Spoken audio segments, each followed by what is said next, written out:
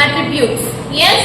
So here these are the variables that are defined inside of your class and also can be used by all the objects.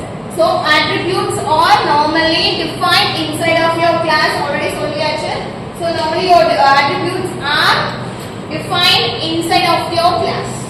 Got it? Which can be used by calling by the objects. Attributes can be used by calling by the class and also the objects.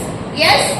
So all the attributes can later on be called by the class. So laterally the attributes can be called by the class and also by the attributes by using the operator dot. Yes? So normally your attributes are called by the class and also which can be called by the object. Yes, by using the dot operator, which is the definition. So normally attributes are defined inside of the class, so which can be later called by the class and also the object by using the symbol dot operator. Clear? Yes. So example for the attribute definition or defining the attributes and calling the attributes by the object and also the class. So first class name is courses, which is defined by the user. It's a courses. So next course 1. So attribute, here the attribute I'm defining as Python within a single quote. Yes, it's a text.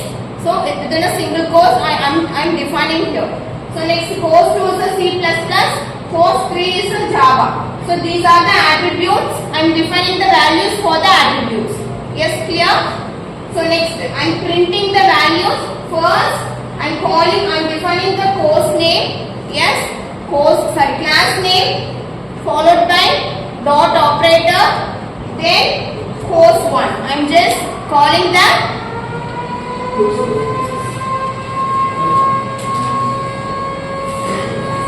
So in print, first class name will be called, yes, followed by dot operator. Next, course 1 is the attribute. Yes, I am calling the attribute course 1. So course 1 is a yes. So next print, I am just again calling the class name followed by dot operator and calling the second attribute, which is called course 2. Yes, which is defined C++. Next, here accessing the values of the attributes. I am just accessing the values of the attributes here. I have used course 1, course 2. That is Python and C++ will be displayed in your output. Fine. So next, I can also, the object also can call the attribute. So I am just defining the example for that. I'm creating the object, it may be anything, C1, C2, whatever, OBJ, whatever you can use it. So I am just defining as OBJ, it may be a C1 or C2. Yes, so OBJ equal to, it's a class name, I'm just using the class name and created the object. Yes, fine. So next again in print off, I'm just calling the object followed by dot operator and again I'm calling course 2. Yes, so attributes can be accessible by the class and also the object. Yes, clear? So next we go for the class methods.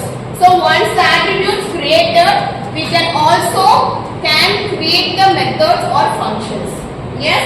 So once we have defined the attributes of the class, we can even define some functions inside of the particular class. So we can also attribute creator, we can also create the class or functions inside of the class. Yes. So the defining the function is called methods.